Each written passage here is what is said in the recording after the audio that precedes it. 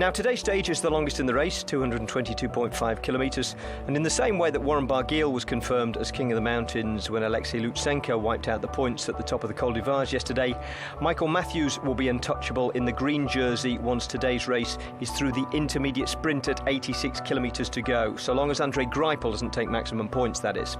So 3 meaningless mountains, 1 almost certainly pointless sprint, and a perfect looking day for a breakaway. And since Matthews, Barguil and Marcel Kittel have won 50% of the stages so far in this race, there are plenty of teams for whom time is running out. Half of them, in fact, 11 of the 22 are without a stage win. And 8 of those got riders into the day's 20-man break. Interestingly, Dimension Data's Edvald Boassenhagen was one of them. Having missed out twice in bunch sprints, he'd obviously decided that a sprint from a small group would be a better bet. Ben Swift of UAE had made the same calculation, and Thomas de Gendt was in there on pure animal instinct. The Tour's leading breakaway artist with 862 kilometres so far, off and heading towards 1,000 by the end of today's stage. De Gendt actually won the intermediate sprint just because it was there, and in the process confirmed Michael Matthews' overall points win. Other than a red, white and blue flight pass by the Patrouille, the French Air Force aerobatics team, that was it for the early part of the stage, as the bunch was content to let the break get away and stay away. So we're in an interesting phase of the race. This group of riders has got clear, but for the moment it's too far out for any of these riders to hit for home. Way too far out, and at the moment they're still kind of holding together a fragile cooperation because they haven't definitively got clear yet. They don't know that that is the final selection for this stage just yet. So they have to keep on riding and riding hard. When the attacks come, they'll come closer to home. We're anticipating 2-3 kilometres out, not much further than that, because that would be a suicidal mission. In the meantime, Boassenhagen moves to the front, looks over his shoulder, and Boassenhagen doesn't lift the tempo. He'll just take his turn on the front and then disappear from the front and look to the others. And the attacks will come. Where will they come from next? Well, Sylvain Chavanel now goes. So again, yeah, see, they have a duty to make sure they don't miss a move. So Orica Scott will shut this down. Now, if there's a counter, Albacini has to go with it. It's Coquelin looking very fresh-faced, who closes that one down, and Albacini's still part of this race as well. He's picked a good wheel as well, Thomas de Gendt. And it stalls, and it moves over to the right-hand side. And still, there's not total certainty that this is the final selection as Gebert launches his second attack, so they have to keep on riding. They can't allow, even though there are team cars behind this group, which indicates the gap has grown, you cannot allow that chase group, which presumably is still racing for the win, to get back on. So they can't play too much cat and mouse here. Albacini, here he goes. So Sylvain Chavanel knows he's going to do that. Edvald Boassenhagen cannot let a group go, because that's the only thing he has to do, no matter how hard it is. Get on the wheel. Get on the wheel. He doesn't have to work with the counters. This is what he's saying. If he feels that good, go. Oh, that's danger for everybody. Edvald Boassenhagen, who's on stellar form, has decided to go long. Has he? No, maybe he just relents, because once again he's tracked down by the ever-willing and very strong-looking Michael Albacini. That's Chavanel battling to get across, and Benatti hasn't given up on this, but it's still Boassenhagen pushes on. That's perfect, and it's exactly what Orica Scott have to do. It doesn't matter how deep Albacini has to go, you cannot let Edvald Boassenhagen go, because otherwise it's all over, and it will be up to them, up to Orica Scott to chase it down. So that's his race now, mark him, and he was not going to ride with him. That was a questionable move from Edvald Boassenhagen. Yeah. You may as well wait for the sprint, but maybe he's just testing. It would have been opportunistic. Thomas de Gendt, his jump isn't really big enough. Albacini has to go again. Coquelin's also going. This is like, you see the loyalty, the duty. They want to. Even though Albacini was going, Coquelin knew it was his turn, so he'll go. But they weren't communicating that. They were just hoping that the other one knew. But neither of them are going to risk it. De Gendt didn't have a massive spring in his acceleration, but he grinds a huge gear, doesn't he? And it's almost like having a motorbike riding away from you. Yeah, he doesn't have what we call a big jump. Now Coquelin's going, so Coquelin is now he's taking his opportunity. Because you see, everyone's tiring. There's no cohesion left, because we're in that absolute end game now. Within those last 5Ks, it will become that. It's like it is 1-2, 1-2, 1-2. So Coquelin is the next one who takes the responsibility from Orica Scott. He looks downward to see where his teammate is, and Albacini looks absolutely spent ants on the left-hand side of the road. They've done so much attacking in a 1-2, and Albacini reacts to that switch over to the left-hand side of the road, where Chavanel now has the head of the race. And Boassenhagen lurking at the back now on the wheel of Thomas de Gendt. So Edvald Boassenhagen is now in a prime position. He can see the panic. They all know. None of them are confident in beating him in a sprint. So he's a backseat driver here. He's just going to read that panic. He saw Niki's aunt try to choose a tricky one on the other side of the road, but he read that. But now they're on the other side. Niki's aunt was trying to do that. Now if this all comes, that's fine. Niki's, they see that was blind luck. You choose the right side of the roundabout. So now he's found himself. Now if Edvald Boassenhagen goes now, he can do this. Go. Arndt flicks his elbow, and look who comes through. Edvald Boassenhagen. So two sprinters now, and they are fully committed to stretching this out and maybe breaking everybody else. They have been attacking each other. Niki's aunt hasn't really been part of that. Boassenhagen's riding away from him. This is it. I mean, that is, you know what? Is as Napoleon said, it doesn't matter how good the general is he lucky? And there you go. He is lucky. He got round that roundabout. He's now using his strength. No one's going to get him now. Now can he hang on? Can they get together? They need to look at each other now, and they need to get together now. Otherwise, he's gone. And in fact, he has gone. This is the word. This is exactly what you can't let happen with Edvald Boassenhagen. Don't let him get a gap.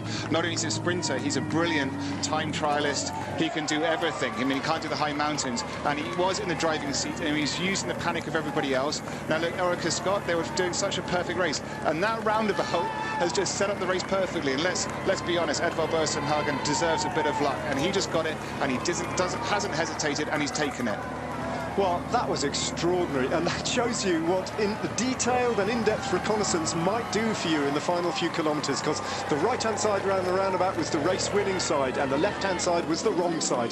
That said, he still had Niki's aunt for company. Arndt just flicked him through with the elbow. He came round, and then he just dropped a gear or two and went, and Arndt had absolutely no answer to him. Well, I don't think Niki's aunt really realised it was Edvald Boassenhagen. No, I don't think he could have done. No, if you flick your elbow and you see Edvald Boassenhagen come by, like, start sprinting, you do your finish sprint there, because that's what he did.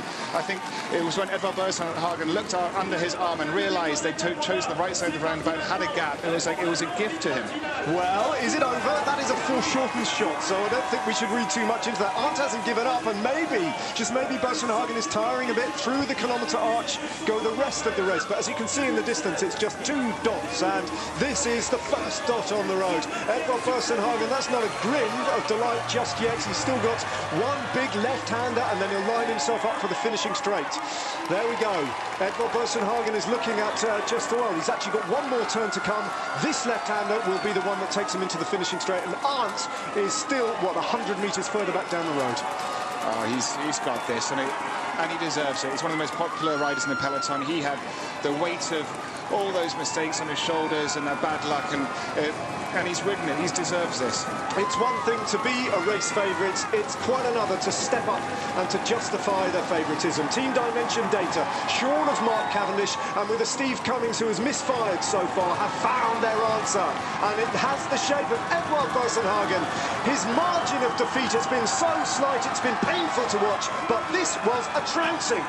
Step up and take the win, Edvald Boassenhagen. Niki's aunt, that's great, but you are beaten into second place, and this, I'm afraid, for everybody else in the breakaway, is simply the battle for third place, and it's going to go to another Belgian. It's going to go to Jens Kukelede. Is it just edging out Thomas de Gendt, with Sylvain Chavanel, Daniele Bonatti, all vying for the minor placings. That was emphatic and brilliant from a rider who has rediscovered himself at this Tour de France. Edvald Boassenhagen takes his first win on the Tour de France since 2011, and takes all the attention that comes with a stage win on the Tour de France. It's been 6 years since he has felt this kind of attention. He's a shy man, but he's enjoying his moments. A man of few words, but boy, is he strong on a bike. And that's it. That is the remains of the breakaway. Ben Swift will lead that big bunch home, and when they cross the line, that's it. The 20 riders of the breakaway have completed their task and put on a really good show for us. Bauke Mollema is the last man over in 20th place, and he was the first. Edvald Boassenhagen back to the top step of the podium after a 6-year wait. So Vasyl Kirienka leads Team Sky in the yellow jersey through into the final kilometre. Orica Scott will have to live to fight another day. I think the white jersey is very important, and they are playing a long game. Simon Yates has stood up. He's stepped up to the leadership role, and you know, for most teams that would be an amazing situation to be in, to have a leader's jersey and a rider so high up on GC, to have Simon Yates in 7th in the white jersey. Well, do you know what? That's not a bad race. And that's not a bad race for Chris Froome either. He crosses the finishing line, thanks his teammates for their work, and his job is done for the day. He loses 12 minutes and 30 seconds, though, to Edvald Boasson Hagen. Don't think that matters too much. No, only one race today, and it wasn't among the GC riders. Actually, at the finish line, it wasn't among anybody. Edvald Boasson Hagen, already a photo finish victim in this race, was determined to make the stills camera redundant today. And after the natural selection that caused the split in the break between the strongest riders and the rest, it was lane selection that decided the result. Nikias Arndt and Boasson Hagen opting for the right side, which was the right side as it turned out, and then Arndt with a flicked elbow of invitation for Boasson Hagen to come through, which he did and kept going.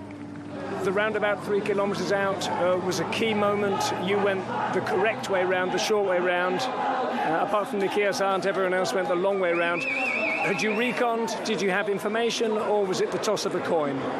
We saw, or I've been looking at the video before, and so I knew it was shorter on the right side, and maybe Arndt knew that as well. And he made an attack, and I could follow him, and I went counter-attack when after he done his, so nobody could follow. So I'm so happy that it worked out really well, and didn't have to do the photo finish this time. So it was really good. We spoke before about it. I saw it on Google Maps, and I knew that the right side is a little bit faster, and where I saw the other guys going on the left side, and I was in front, then I thought, okay, now I have to continue. Went through the roundabout, and then I looked back and saw Boasson Hagen, and straight away he attacked me, and I couldn't hold the wheel. So it was nice that I was on the right side there, and that I could do attacks there, and at least go for the win, but he was just stronger. How hard has this Tour de France been for you, and how frustrating? You've been third twice, you've been second twice, and you've finally got your win. But Nice-Saint-Georges, the photograph didn't seem clearly to establish that Kittel had won the stage. How have you been coping with not winning so far? No, it's been just got confidence by seeing that I could be so close so many times, but it's always pity when you're not winning, but I was really want to win this stage now, and I was so happy, and the team have been doing really well the whole tour, so finally we got one victory, and I'm so happy for me and also for the team. There's the result. 5 seconds was the winning margin between Boasson Hagen and Arndt. Jens Kukelera won the mini-bunch sprint behind them. Ben Swift, who missed the split, came in 12th. So, a first Grand Tour stage win for Edvald Boasson Hagen since the 2 he took on the Tour in 2011. That was pretty popular among the neutrals, given his close defeats to Kittel and Matthews in this race. But not as popular as Warren Barguil's appearance for the polka dot presentation was among the local non-neutrals. And once the cheers had died down, Michael Matthews was double plus confirmed as the green jersey, so he can start thinking ahead to Paris. Yeah, I'll be in totally green on Sunday. So I think that would really seal the deal to win on Sunday. But for now, I think we're just going to enjoy that ride into Paris, and then we'll see what comes of the result. Are you doing the hair, the eyebrows, the hairs in your ears? No, I'm not a clown. I'm still a bike rider. Nah, I'm just really excited to get everything green, and just roll into Paris with this green jersey. It's really a dream come true. No word on Simon Yates' wardrobe plans for Sunday, although white's a trickier colour to go all out with. And we'll get on to yellow in a minute when we've checked the GC, the top of which was undisturbed by today's stage. So Chris Froome will carry a 23-second lead over Romain Bardet into tomorrow's time trial, with Rigoberto around 6 seconds further back, but looming larger in the rear-view mirror. And back on the subject of coloured outfits, lots of speculation about whether or not Chris Froome will be wearing the standard issue race yellow skin suit or a Sky facsimile tomorrow. Matt Rendell asked him about that after he'd asked him about the course. I've been to see it a couple of times already. It is a steep little ramp out the back of Marseille. quite big, wide, open roads, fast time trial. So certainly one that you need to be on the pedals a lot. It's not too technical, not too twisty. I think for the stage win, we could expect someone like Tony Martin or Roglic to go for the win. But certainly for me, I'm going to be watching and obviously measuring myself more against the other GC guys. And any dimples? You're going to have to wear the organisation's yellow skin suit, I think. Yeah, I mean, it's at the end of the day, it's about the legs, and I've worn the yellow skin suit almost every year. I mean, it is something the team works really hard at developing things like our skin suits, but obviously tomorrow I'll be in the organisational one from the ASO. Is that a disadvantage, Chris? Well, as I said, I think it's about the legs at the end of the day.